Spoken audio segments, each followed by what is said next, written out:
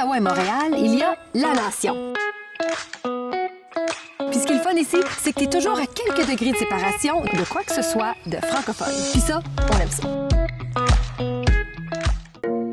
Dans l'Est ontarien, si tu cherches des produits locaux, t'as pas besoin de GPS. T'as juste à trouver les Pop Silos. Jen Larocque, bonjour! Salut Nadia. On parle aujourd'hui du circuit Pop Silo. Tu es la créatrice et la directrice de ce projet-là. Oui. Comment ça a commencé, cette idée? Ah là là. Eh bien, je vais dire tout d'abord, toutes les grandes idées, c'est un collage de plein d'expériences dans la vie. Mon mari et moi, on est de la région. On est en amour avec la région. On a entendu parler de ce château en Écosse lors de nos voyages. Et puis, c'est le château Kilburn. L'Écosse, c'est mystique, c'était gris, c'était vert partout. Et il y avait ce château-là qui rappelle le passé.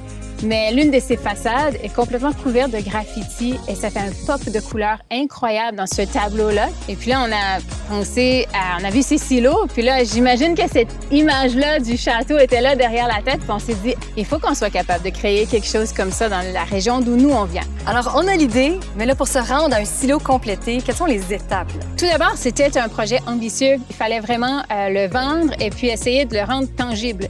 Il faut penser à la production artistique et il faut penser aux partenaires, les agriculteurs qui vont nous prêter ces silos-là. Puis ben moi, j'ai pris ma voiture avec une amie des Comtés-Unis, là, puis on a cogné aux portes et je me suis dit, il y a un chien qui va me mordre les chevilles un jour parce que, tu sais, personne ne m'attendait. J'allais vraiment cogner aux portes là où il y avait un silo qui était propice au projet.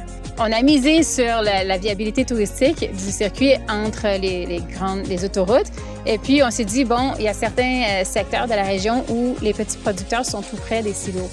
On veut refléter, pour nous, c'est important, l'agriculture, la vie rurale, le fait français, parce qu'au Canada, on est une région particulière, parce qu'on est, bon, la plus grande région franco-canadienne, si on veut, hors Québec. Donc, c'est quelque chose qui donne une couleur vraiment différente et unique quand on s'arrête chez les gens dans cette région-ci.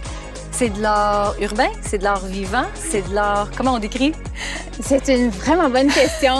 Moi, je parle d'art urbain en milieu rural. Oui, de l'art de rue, mais c'est pas la rue, de l'art de champ.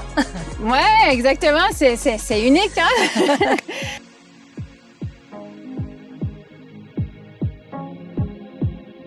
Puis, Pop Silo, tu trouves ça beau? Pop Silo? Est-ce que tu sais où on loue ça, des fat bikes? Est-ce que tu préfères une petite maison en ville ou une grande maison à la Nation?